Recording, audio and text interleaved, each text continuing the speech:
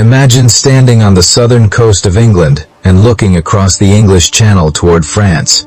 For centuries, this narrow stretch of water separated two nations. Millions crossed by ship, but storms, rough seas, and long travel times made every journey unpredictable. Then came an idea so bold that many called it impossible: build a railway tunnel beneath the sea.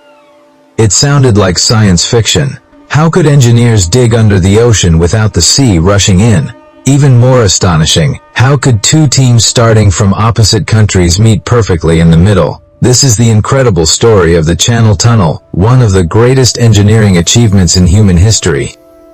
The project officially began in 1988. Engineers knew that blasting with explosives would be far too dangerous beneath the sea, so they relied on enormous tunnel boring machines, often called TBMs.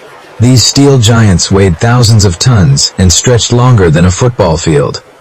At the front, massive rotating cutter heads chewed through layers of chalk marl, a relatively stable rock lying beneath the English Channel. As each machine advanced, it removed rock, carried it away on conveyor belts, and immediately installed concrete lining segments to support the tunnel walls. Day after day, meter by meter, the machines pushed deeper beneath the seabed. Working underground was unlike any normal construction site. Hundreds of workers spent long shifts, deep beneath the English Channel, surrounded by solid rock, and separated from the sea above by only a layer of earth. Temperatures were warm, the air had to be constantly ventilated, and every piece of equipment had to function flawlessly. Small electric trains transported workers, tools, and construction materials through the growing tunnels. Every movement was carefully planned, because a single mistake underground could delay the entire project. Despite the harsh conditions, thousands of engineers, miners, and technicians worked together with remarkable determination. Digging beneath the sea presented enormous engineering challenges. Although chalk marl was ideal for tunneling, engineers occasionally encountered fractured rock and underground water. Even a small leak had to be dealt with immediately. Surveyors continuously measured the tunnel's direction using highly accurate laser guidance systems. Engineers also had to account for heat generated by the machines, underground pressure, and the enormous logistical challenge of removing millions of tons of excavated material. Every day required solving problems that had never been faced before at such a massive scale. Because the tunnel would eventually carry thousands of passengers every day, safety became one of the highest priorities. Instead of building just one tunnel, engineers constructed three. Two large railway tunnels carry trains in opposite directions, while a smaller service tunnel runs between them. This central tunnel allows emergency access, maintenance operations, and evacuation if necessary. Cross passages connect all three tunnels every few hundred meters. Powerful ventilation systems, fire detection equipment, communication systems, and constant monitoring ensure that the tunnel remains one of the safest railway tunnels ever built. After years of non-stop excavation, the most anticipated moment finally arrived. British engineers were digging from one side, while French engineers advanced from the other. Using incredibly precise surveying technology, both teams aimed for the exact same point beneath the English Channel. The margin for error was astonishingly small. Then, on the 1st of December 1990, the final wall of rock broke through.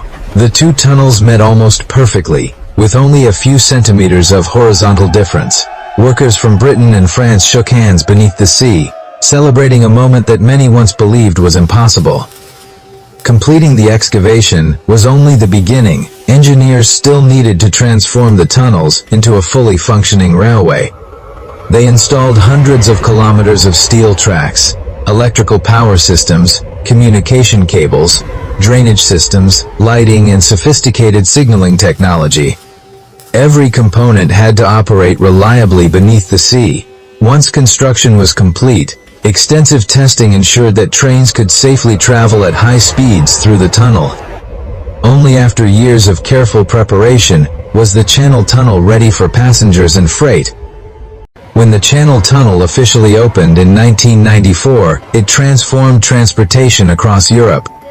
High-speed passenger trains dramatically reduced travel times between London and Paris. while freight trains carried trucks and cargo beneath the sea every day.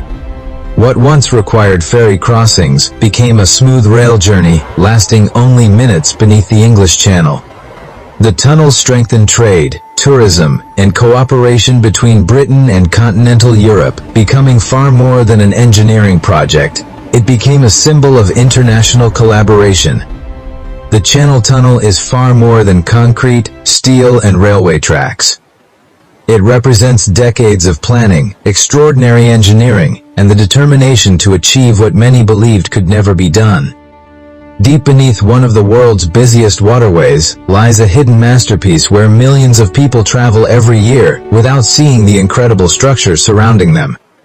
Every train that passes through the Channel Tunnel reminds us that with vision, innovation, and persistence, even the greatest natural barriers can be overcome. If you want to know how some of the world's most magnificent structures were constructed, subscribe to Build Beyond for more engineering mysteries.